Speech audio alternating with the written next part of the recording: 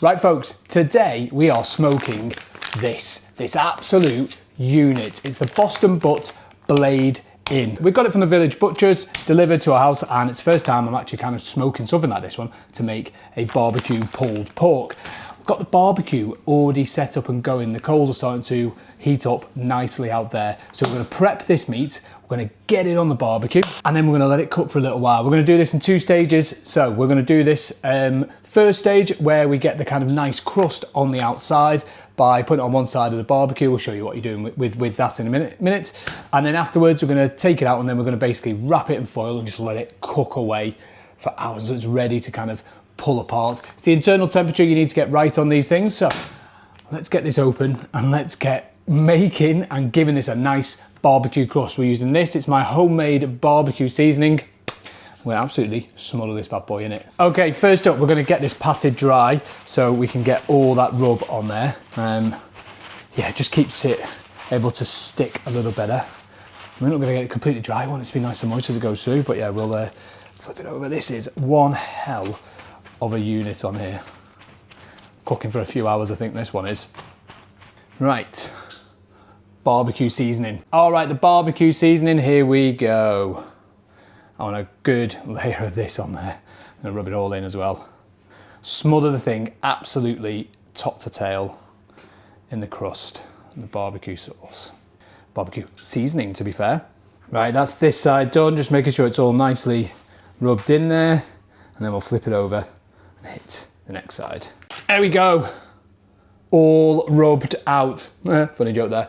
All that barbecue seasoning in, ready to go. I've made an absolute mess of the kitchen. The missus is gonna kill me, but I'm gonna get this over to the barbecue, so let's get it cooking now. Right, split up here, set up there. I'm sure you barbecue enthusiasts will tell me I might have done this a little bit wrong, but that's okay. It's the first time we're trying it, so I'm gonna give it a go from what I've done as a bit of research.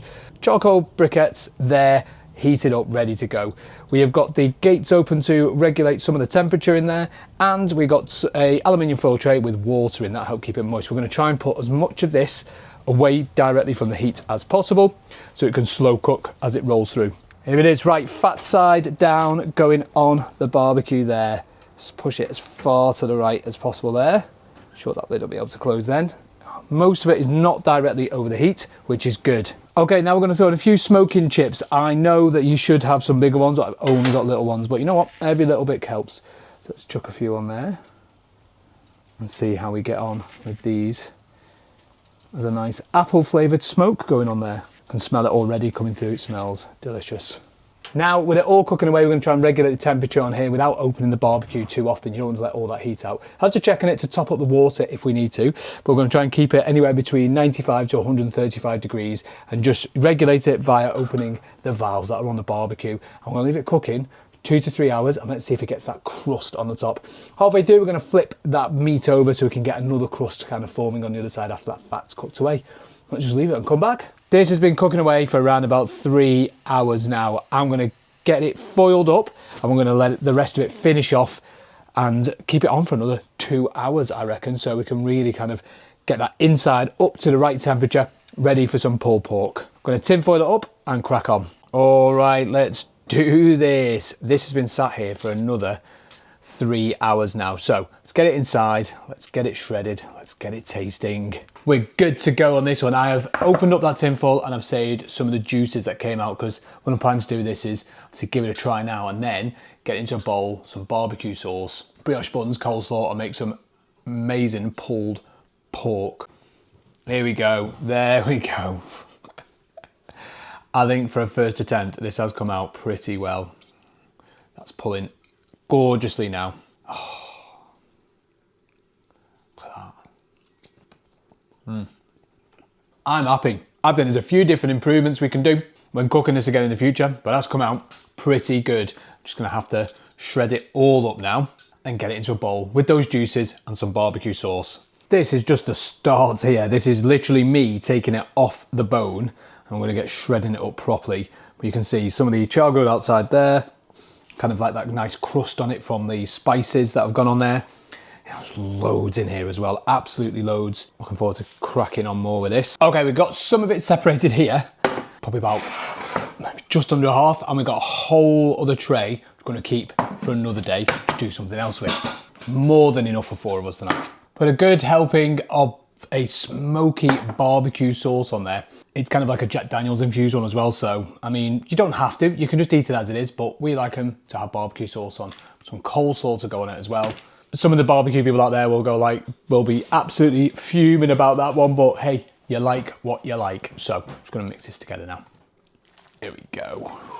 It's just love a good barbecue pulled pork on that one, and this one has come out so good. Couple of changes I would make for the next time. Probably do the first initial cooking it a little bit longer, and probably at a more constant temperature, because I'm having to monitor it quite a lot to make sure it didn't go too hot in there to burn the outside. Also to make sure the briquettes were properly stocked at the right time to make sure that the temperature stayed the same throughout. I will probably cook it a little bit longer on that one, make sure a lot more of the kind of fat is rendered down, and around the bone, some of it was still a little bit tender. You need to be able to get a stick and just punch your way through it without that one. So a couple of bits learned for next time, but I still think we've done pretty well with this one. Here we go, brioche bun, pulled pork on the top of that. Yes. It's getting 2 big, sticky spoonfuls on there. Then of course, coleslaw, straight on the top. Boom. And there it is. Homemade Boston Butt barbecue pulled pork with coleslaw and a brioche bun. Folks. Yeah. For a first attempt, I'm really happy with that one. We've got plenty more to barbecue and smoke as well. Watch your space. That'll do for this one, folks. We'll see you on to it next.